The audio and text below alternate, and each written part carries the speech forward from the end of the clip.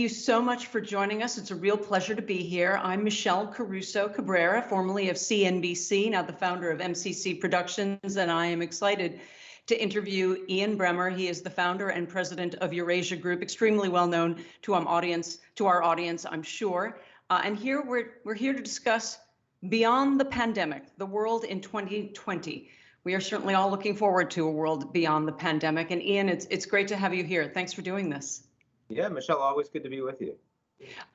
First, let's start with a really basic question. What does a Joe Biden presidency of the United States mean for the Asian Pacific economies? It means more efforts towards multilateralism. You know, Michelle, as you recognize, President Trump, America first, that was not meant for foreign consumption. It was meant for domestic consumption. Didn't play so well in much of Asia and indeed the rest of the world. President Trump, much more transactional in his orientation towards foreign policy, much more unilateral in his orientation towards foreign policy, much more willing to use U.S. power. A Biden administration will be more multilateral, more strategic, but also more cautious in using American power. So we're definitely going to see a honeymoon. I mean, you'll see the U.S. for 76 days out of the Paris Climate Accord, rejoining immediately when Biden becomes president. You'll see the U.S. Member in good status in the World Health Organization and joining the COVAX initiative on vaccine development and distribution to some of the poorest countries in the world. I mean, all of these things will be welcomed by leaders in Asia. But that's very different from saying that suddenly the United States wants to be the global sheriff or the architect of global trade. Remember, the Trans-Pacific Partnership failed under Obama, not under Trump. Obama, Biden couldn't get it done. And a lot of leaders said that Obama, Biden were leading from behind, that where's U.S. leadership? Now that those questions accelerated under Trump, but they don't suddenly go away just because the former vice president becomes president, and people need to understand that. You brought forward a question that I was going to ask a little bit later, but let's get straight to that when it comes to trade in particular, because we are waking up here in the United States to headlines about this new huge Asian, maybe a trade deal, though people say it's limited. Let's first, though, talk about the TPP. I've seen a lot of people say, oh, well, maybe the TPP can come back under Joe Biden. But if we all remember, and I think you might agree with this, even if Hillary Clinton had won the election, nobody thought the TPP was going anywhere at that point, right? So is there a chance of TPP coming back? I mean, what she had said at the time, Hillary Clinton, was that she would not pass it in its present form. She'd want to tweak it to be able to get through Congress. Now, she largely said that as she was running. And I think everyone, I spoke to Jake Sullivan about this, one of her key deputies, said that's basically a canard. She'd do everything possible to get it done. But the party's moved on. You know, as you know, the biggest voice in the Democratic Party today in Congress is Alexandra Ocasio-Cortez. You know very well, very, very different from, a Joe Biden administration. And even though Joe personally supports the TPP and would love to see it happen, it's not something he's going to put political capital into because he couldn't get it done. So, I mean, I will say right now, much to my personal chagrin, much, I think, to the sadness of pretty much everyone attending APEC, we're not going to get that done. TPP, which would have been 40% of global GDP and a much higher standard trade deal, is going to have to continue without the Americans. So let's continue talking about trade. Like I said, we're waking up to headlines about this big deal that's happened that includes China, the RCEP. What is your assessment of it and vis-a-vis Asian Pacific economies and what it means for the United States or not? Look, I mean, it's good to reduce tariffs. It'll lead to more economic growth in the region, and that's something everyone will benefit from. It's kind of like Belt and Road is the way I feel about it. Like, I mean, I would much rather if the Americans were driving Belt and Road than the Chinese. And I don't say that as a jingoistic comment. I say it because the Americans are a larger economy. We'd have more transparency. We'd have higher standards. There would be conditionality that would link to political and economic reform that I think would be better for human rights, better for populations, and the rest. but the U.S. is not doing that. And absent America doing that, I would much rather see someone building roads and ports, right? Because, everyone gets to use those roads and ports once they're built, not just the Chinese. And I feel the same way about RCEP, that having improved trade among many countries in the largest, economically most vibrant continent in the world is a good thing for Asia. It's a good thing for the global economy. The second headline here in the United States is that the Trump administration is reportedly, according to Axios, trying to come up with or considering even more strident measures against China at this point for the closing weeks of the administration. What are you hearing about that? What could be done by the president if he wanted to? And is it stuff that could be undone by Joe Biden? Yeah, we saw the beginning of this just a few days ago with 35 Chinese companies that the Trump administration say are linked to the Chinese military. And in 1 year's time, American investors will not be allowed to invest, take positions in those companies. That can be undone by Biden. I think you'll see sanctions that will go after a broader array of companies that are involved in Xinjiang with the efforts to repress the Uyghur population in China. I think that there will be broader efforts to provide support for the Taiwanese government, both diplomatically as well as militarily. And, some of that can be undone by the Biden administration. Look, it's funny, when I talk to Biden's top advisors, they don't mind that Trump is doing all of this. First of all, because they also have a fairly hawkish orientation towards China, but also because it gives them more leverage. It means, if you're in a different position, you can say, well, here are all the things that we could take off, but you're going to need to give us something in return. In other words, it makes it easier for a Biden administration to have some quick wins in the first few months. And by the way, Michelle, I actually think the Biden administration is going to have a lot of quick wins in foreign policy, not in domestic policy, not unless they get Senate, and I don't expect the Democrats to take the Senate. But in foreign policy, there are a lot of leaders around the world that don't like Trump, and they want to show that Biden is a strong leader, even if the United States doesn't reflect that reality. And so, for example, I think you'll see a G20 meeting coming up that will not only feel like a honeymoon, but where there'll actually be an effort to show coordination on the fiscal front, because leaders want to give Biden a win. I've heard this from so many different governments of allied nations around the world. And do I think this is a sea change in the geopolitical order? No, but I think it's going to help Biden. I think it's going to help Biden domestically and internationally. So when you talk about coordination on the fiscal front, are you talking about more spending by some European governments that have been reticent to do so in order to improve their economies, those kind of things? Or what specifically do you mean about possible wins? I think that, and look, in the last year, there have been enormous amounts of spending that's been done, but it's been, you could say it's synchronized. It's completely uncoordinated. I'm saying that further spending is going to look more coordinated. And indeed, it will be done with Biden seen as a leader. If you go back to 2008, 2009, when the G20 was created, it's not that all these countries were doing things they otherwise wouldn't have done, but they did it through summits that actually looked like everyone was singing from the same hymn sheet. That the G20 has literally been absent since coronavirus has hit. That's going to change. And I think that will help with consumer sentiment. I think that will help with market sentiment. I think it matters that we have a geopolitical environment that looks more functional and acts more functional, even if in reality the same structural conditions apply. What about the situation with the South China Seas? Do you think that that's something that's going to end up being a huge concern to the Biden administration, or is that where does that go from here under a Biden administration? Does his position embolden the Chinese, not embolden the Chinese? What do you think? I think it's a big concern.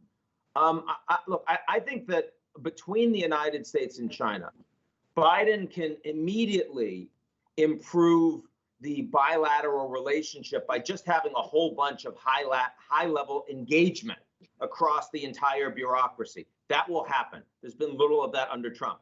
That doesn't build trust necessarily because there is no trust there, but it makes accidents less likely. And there are some areas that he will want to actively cooperate that Trump hasn't been interested in. First and foremost, climate. We'll definitely see that between the Americans and Chinese, the Americans and many other countries around the world. But when you talk about things like the South China Sea or Hong Kong, where the Chinese just made their own facts on the ground. I mean, you asked me about what Trump is doing in the transition. What about what the Chinese are doing in the transition? They just kicked out, 4 democratically elected members of Congress in Hong Kong, and the entire Democratic opposition all then resigned en masse. You can't tell me that's coincidental. These are big issues for a Biden administration. They're going to be angry about it. They're going to be oriented against China on it. Same thing with 5G, with fintech, with digital currency. These are the 2 largest economies in the world, and the relationship between them is more problematic, is objectively worse than any major relationship we have experienced since the Americans and the Soviets in the Cold War. That doesn't mean U.S.-China will be a Cold War. It won't, because of the economic integration. But on issues like the South China Sea, Biden coming in isn't going to help a damn thing. Under the Trump administration, there had been a huge focus by the State Department on the Indo-Pacific relationship. Will any of that have a legacy? Will that continue at all? Or what's your assessment of what happens to all of the moves they made there? I think there's a recognition on the part of the Biden administration that India has caused some of these problems with China, that their decision to end the autonomy for Kashmir was a significant spike in the India-Pakistan relationship, was a significant spike in the India-China relationship. It was very popular at home with Indians, but it was one of the reasons why the Chinese decided to escalate their military presence in the contested border in the Himalayas, and we started seeing that military tit for tat, which then led to the Indians to ban TikTok and all of these Chinese apps. I do not think that a Biden administration wants to send the message that that's fine.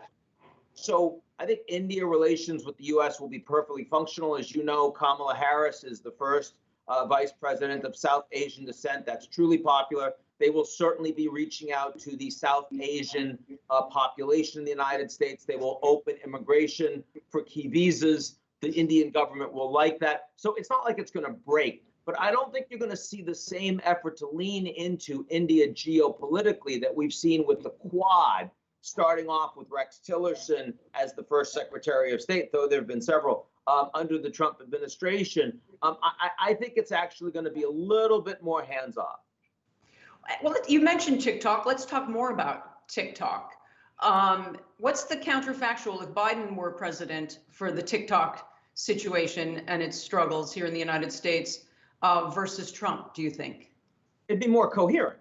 I mean, the idea that that TikTok is a massive national security concern, but then Oracle can actually take it over, even though there were massive questions about Oracle's security capacity to really do so, and whether that obviated the challenges. But because Trump and members of his inner circle are close to the Oracle C-suite, that made it okay. Then the idea that, well, we don't even have a sense to the DOJ right now of whether or not they're going to actually uphold the deadline that has gone and passed. And TikTok saying we don't actually know what's going on in the US. And for Trump, it's because I don't really care about that. I care much more about the rigged election that's just been stolen from me, right? So, I mean, there's an enormous level of incoherence and volatility that comes from a president who makes those calls himself, who doesn't listen to his advisors. He's oriented towards a hawkish position on China, but other things can easily be prioritized over that. In the case of Biden, he will be more cautious. he will be more deliberate. He will probably not launch the same kind of fusillade against TikTok or against the tech sector as a whole, but his national security orientation and that of his team towards China is these companies reflect a significant, even a fundamental national security threat to the Americans. That even if the Chinese government does not have direct access to this data, they could get it. They could get it at a moment's notice, and therefore allowing these companies to act with impunity in the US market is unacceptable going forward. There needs to be a strategy to respond to that. One of the huge pushes from the Trump administration had been reciprocity. Chinese companies can come and do a lot of things in the United States, and yet American companies cannot do the same kind of things when it comes to investments in China. It's one of the reasons why the Trump administration really expanded the role of CFIUS. There was a new law passed, in fact. So, there's a lot of bipartisan support about what should be happening when it comes to Chinese investments in the United States. Do you think there's going to be the same push for reciprocity by the Biden administration? I absolutely do. I mean, I think this is one of the areas of foreign policy under Trump that has been quite successful, was the idea that we have all of these US tech corporations that, are saying that they're not getting access to China, but they're doing everything possible in the past years to try to lobby the Chinese to not say anything publicly because they're trying to get in. They're not acting as patriotic American companies in this key national sector. And I think the Trump perspective was, okay, like China's not letting in our most important tech companies. China reflects the most important data and digital market in the world. That's unacceptable. As long as that persists, why would we allow Huawei in the United States? Leaving aside the national security issue. And I think that's an issue that is an issue that carries a lot of weight. But we need to understand that reciprocity does not cover the entire economy. I mean, the United States is selling a lot of soybeans to China. We're going to keep selling a lot of soybeans to China. We export them. They import them. That's not a reciprocal issue, right? That is simply a trade issue that benefits both countries.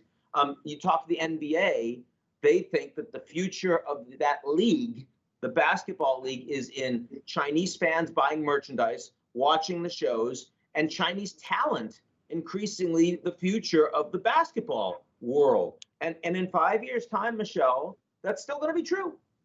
So, I don't think that we're heading into an environment where everything looks like it's tit for tat between the Americans and the Chinese. There'll be a lot of places that we can work productively together, as we have under the Trump administration. The other thing the Trump administration has been very aggressive on is trying to convince our European allies, countries in Africa, throughout the world, to not use Huawei for their 5G. Do you expect that pressure to continue under the Biden administration? I absolutely do. It's been successful.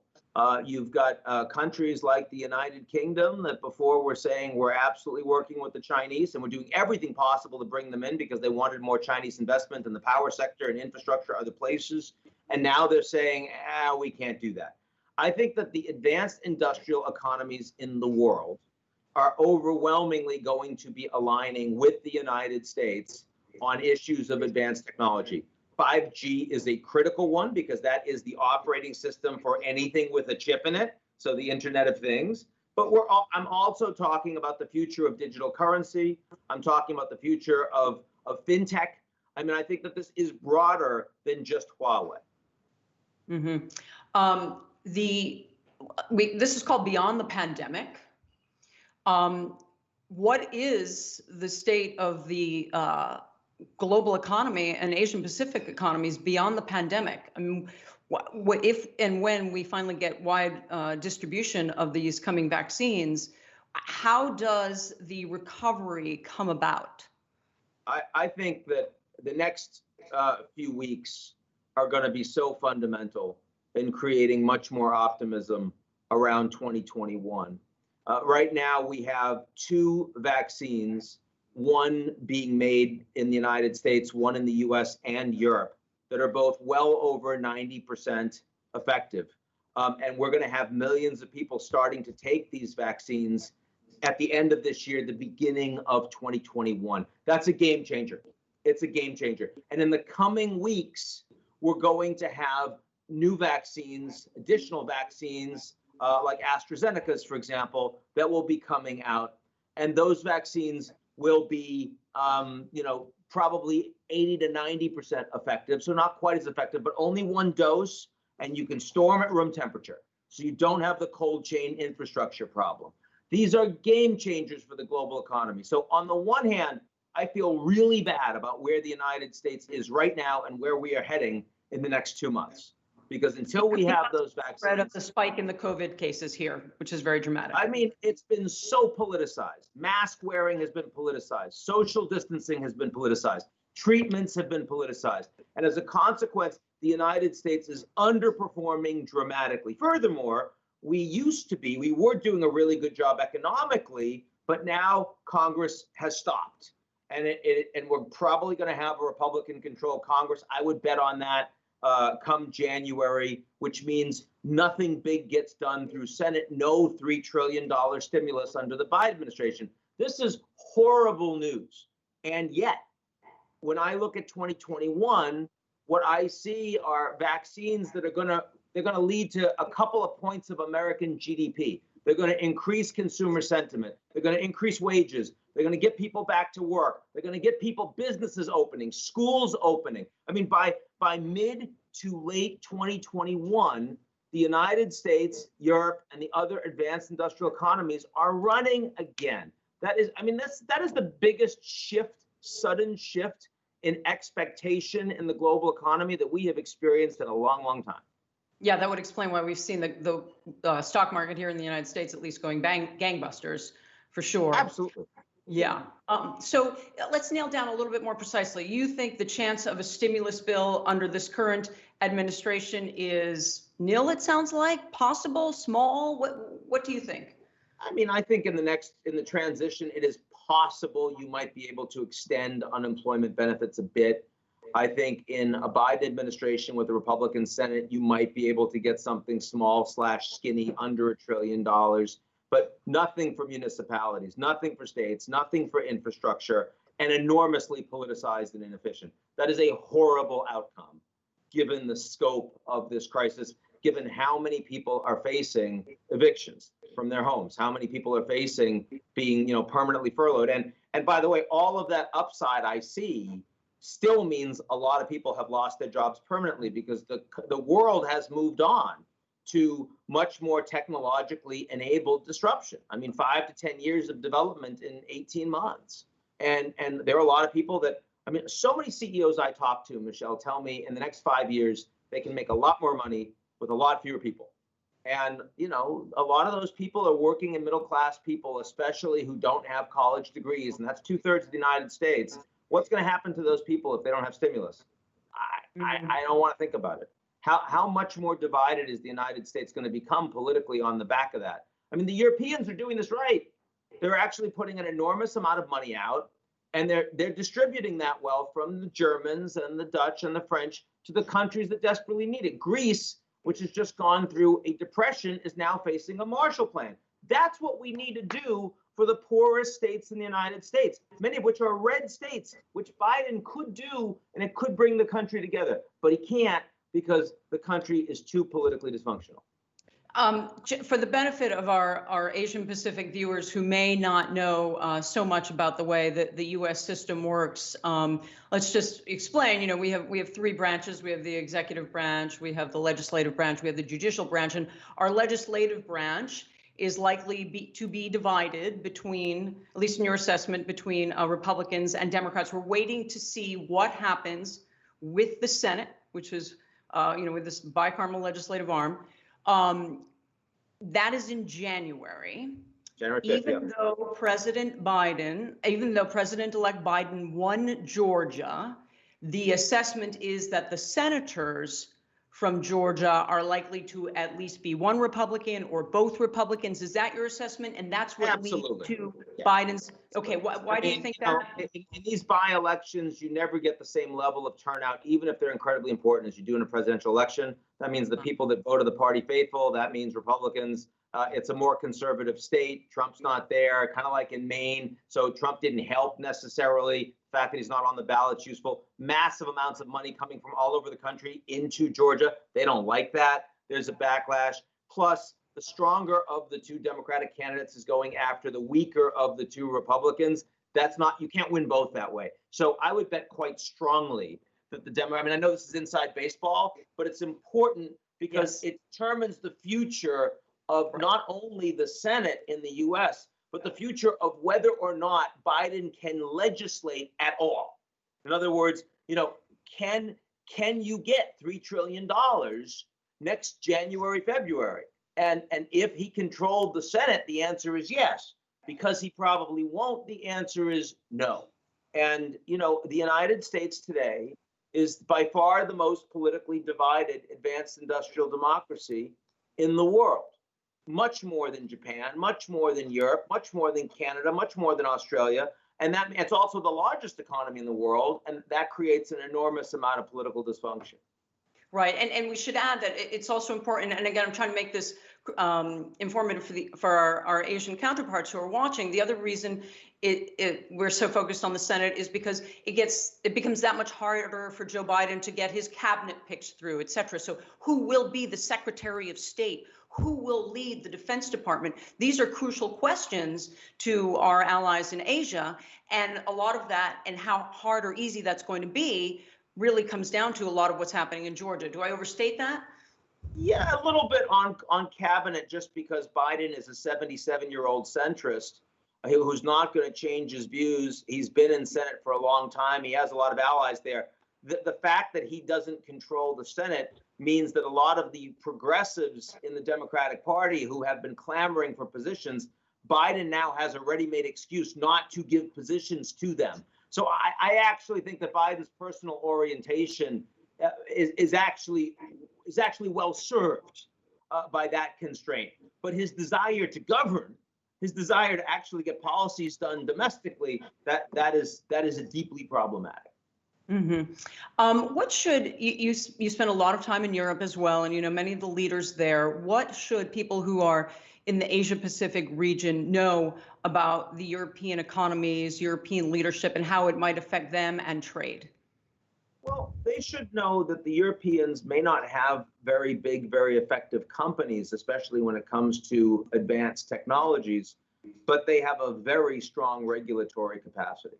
They are a regulatory superpower, and they are using that on climate and sustainability to drive a set of standards that will increasingly become global standards. Because if you want access to the world's largest common market, you're going to have to accept those regs or you're going to pay for it. The same thing is increasingly true in dealing with data, in dealing with privacy. In other words, 21st century policy questions are increasingly getting decided by default in Brussels. And so you need to spend much more time getting what it is they're doing. You know, digital taxation, for example, also ethics of artificial intelligence, for example, down the road, bioethics, for example. And I do think that a Biden administration will be oriented to working more closely with Brussels on these issues. And so even more so that if you're Japan today, if you're the new prime minister of Japan, you really want to know what the Europeans and Americans are thinking about climate standards, because it's going to be your future. If you're China today, same exact story. If you're Indonesia today, same exact story. I mean, Brazil is in a lot of trouble because they have a president that doesn't care about climate, playing to a local population that is more concerned about economic development than the Amazon, or certainly than the state of carbon emissions globally. And that's going to lead to very significant policy snapback, sanctions, tariffs, and the like, directed right at Brazil, the most important economy in South America, because he doesn't get where the world is headed. Give the Asian leaders credit. They absolutely see this stuff, right? I mean, you don't have populism that is driving political stupidity in orientation towards climate coming out of Asia. So you mentioned Brazil. Let's talk more about Latin America, because there are many Latin American participants in this conference, because it's the Asia Pacific conference and they're on the Pacific, a lot of these countries. What do you see for Latin America generally? Let's start with the bigger picture, and then we can start to drill down into more specifics. I see that you have a very significant problem that comes from having some of the worst coronavirus outbreak anywhere in the world. Mexico and Brazil, the two largest economies in the region, have also been the two of the least effective in the world at responding to coronavirus, both from a healthcare perspective, both of them, and from an economic perspective, Mexico. And in both cases, the leaders are still pretty popular, quite popular in the case of López Obrador in Mexico, reasonably popular in the case of Bolsonaro in Brazil, which means they're not getting punished from the fact that they're not performing very well. And that's a serious problem, because, all of these vaccines I'm talking to you about, they're going to run first in the United States and Europe. The other advanced industrial economies will get them quickly. The Chinese and the Russian vaccines, which may well be less effective, those are the ones that Latin America is going to be benefiting from, and not immediately. So it's going to take them longer to get back up to speed than the Americans et al. And I worry about that, especially because debt levels are going up. Pensions, people are, taking money out of their pensions, right? I mean, what does this mean for the long-term economic sustainability of these countries? The bill will come due, and it's not clear to me that Chinese loans are all going to be easily restructured. It's not clear to me the IMF will have the economic capacity to make good for all of the countries that are going to need their support over the coming years. Mm-hmm. Peru's had numerous presidents recently, and they've had terrible coronavirus issues as well down there. Chile, that part, the southern peninsula. Any insight into what's happening there? Obviously, Brazil and Mexico, the bigger economies, but still, it is an entire continent that we should be focused on. Peru, massive political mess. Both coronavirus badly handled, though in the early days they looked okay. They had lockdowns fairly early, but they just don't have the infrastructure, the healthcare infrastructure. They can't socially distance, very dense cities. It spread beyond their capacity very quickly. And, a very divided Congress that has tried and finally succeeded in impeaching the president, and the replacement, massive popular opposition as a consequence to that. And so now you basically have a hole. You have no governance in Peru at the high level at a time that you desperately need it. In the case of Chile, you've seen the support for the referendum for a new constitution. This was a social contract that was seen as broken, and one that a president is now going to have to change his tune dramatically to provide much more support for the working and middle classes of what has been by far the best run, most transparent country in South America. Great business environment, free press that's well thought of, but a lot of instability because a lot of working and middle class people saying, like they are in the US, like they're in Europe, what are you doing for me? Why am I supporting free trade? Why am I supporting big business when no one's taking care of me, when I don't see the opportunities that I was promised? There's a lot of that happening in democracies all over the world today. Let's talk more about the IMF that you brought up and what they're going to need to do. Under the Trump administration, it seemed that they had almost become a little looser about fiscal constraints. When they were in charge of Greece, I know they wouldn't like that I put it that way, but certainly they put a lot of constraints on Greece about constraining them fiscally. And it seemed that the attitude was that maybe that was a mistake, that we need to be, when it comes to Argentina, for example, we should be a little looser on these things because these countries need to grow. We can't starve them fiscally. Do you see any changes happening under the Biden administration? Do you think they'll continue that regardless of who ends up on the board of directors there or who is, representing the United States? I do think that, first of all, the Greece decision, the IMF wouldn't do that again because their view is we've got constraints globally and Greece is a part of the EU. And so the Europeans should be doing that. we have to focus on the countries that otherwise have nowhere to go.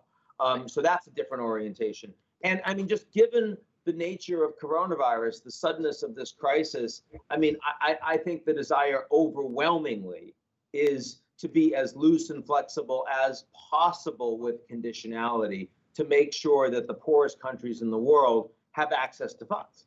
And I think they'll do more. I mean, I don't know if you know, IMF holds a lot of gold.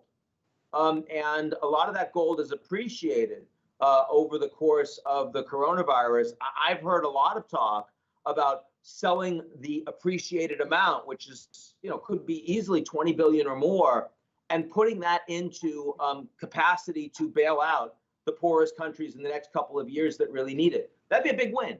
And I have no doubt the Biden administration would fully support that. Also want to say that as much as Trump has been criticized for trying to tear down and walk away from all of these international organizations, and many of which he has left, we haven't talked about, the Intermediate Nuclear Forces Agreement, for example, the JCPOA, the Iranian nuclear deal. But the IMF, Trump administration has had completely functional, positive, and constructive relations with the IMF all the way through Christine Lagarde, all the way through Kristalina Georgieva. And I certainly think that will continue under Biden. And I think a relatively loose level of IMF support in this environment will be fully supported by Biden administration. One of the things that the Trump administration. One other thing I would mention is there are some big countries out there that will need much greater support from the IMF if they can find their way to actually asking for it. Here I'm thinking about Nigeria, South Africa, very controversially Turkey, and there the relationship with the U.S. government is also going to play a much bigger role. The politicization there is not just about conditionality; it's about whether or not we like what those governments are doing.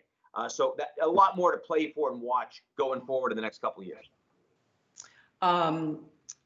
One of the things that the Trump administration was pushing for under within, if there were going to be restructurings involving the IMF, was requiring transparency about Chinese loans for Belt and Road, making sure that they took haircuts that matched what other debtors were going to, or other lenders were going to have to take.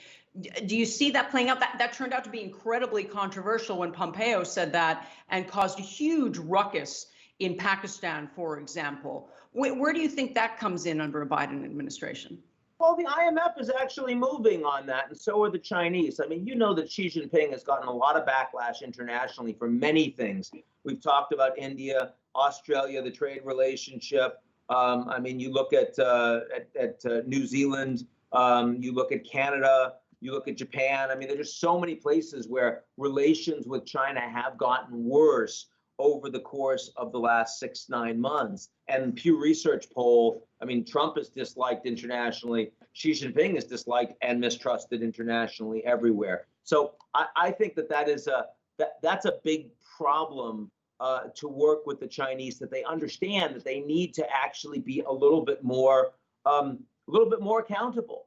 Right? They need to take some actions that are going to be less problematic. I think that was why you saw Xi Jinping make the big climate announcement at the United Nations General Assembly that surprised everybody just a couple months ago. But also, I see on these deals their willingness, when they're working with the IMF, to provide transparency on contract terms directly to the IMF, and supposedly making those terms public a year after the fact, which is, it's not getting you 100% of the way there, but it's a level of negotiation that when Pompeo was first talking about Pakistan, all you saw was wolf warrior diplomacy from the Chinese government. It is a softer position now. So you've long held that we live in a G0 world.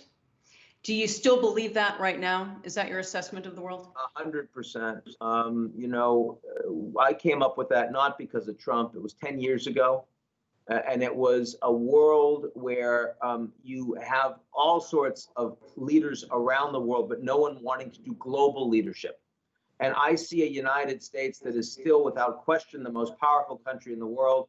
But the United States does not want to be the policeman. I mean, if Trump announces that he's withdrawing fully from Afghanistan, Biden will consider that frankly, a bullet that he's dodged. He didn't support the surge. He's going to want to reduce U.S. Footprint in the Middle East. He's going to be under massive economic and budgetary constraints at home with Republicans that suddenly care about deficits. He's going to be paying attention to trying to reduce costs on defense. What about U.S. and trade? We've talked about this already. Is the U.S. the global trade architect? I don't think so. You see RCEP. You see what's not happening with TPP. How hard is it going to be to get a U.S. UK deal even done together through Congress? Incredibly challenging. What about America as at least the leader of the free world? We're still that, right? Well, I mean, the idea, Mike Pompeo in the last couple of weeks has actually called out Myanmar and Tanzania for having irregularities in their electoral processes. I mean, it's kind of ludicrous that we would do that when the president is at the same time saying that the election has been stolen against him and that he's actually won, when all of the media organizations have said, no, actually, you have not. I mean, the United States completely lacks credibility in telling other countries the way that they should orient their political systems. You should be more like us. There are a lot of people that want to send their kids to the United States for universities, and rightly so. People want to invest in the US dollar, and rightly so. People that want to work in US tech companies, and rightly so. But nobody around the world would look at the US and say, I wish my political system functioned just like that. They might say it about Canada or Germany or the Nordics or even Japan. They would never say it about the United States. And as someone who, my first trip was to the Soviet Union in 1986, and we beat the Soviets because we did have, a system that everyone looked up to politically. It hurts me to say that, but it is the reality. And we have a lot of work to do. This is not just a Biden administration makes it better. I mean, you've got almost half of the population that will consider Biden not their president, in the way that a lot of Democrats considered Trump not their president. It's an enormously damaged, divided system with political institutions that have eroded. And unfortunately, that perhaps is the biggest reason why we're still, for the foreseeable future, experiencing a G0. Ian, we're going to leave it there. Thank you so much. Ian Bremmer is the president and founder of Eurasia Group. I am Michelle Caruso-Cabrera, formerly CNBC, MCC Productions, and I hope you enjoyed this discussion and hearing all of Ian's insights, because he spends a lot of time really thinking hard about the state of the world right now. Thank you, Ian. Thank you, Michelle.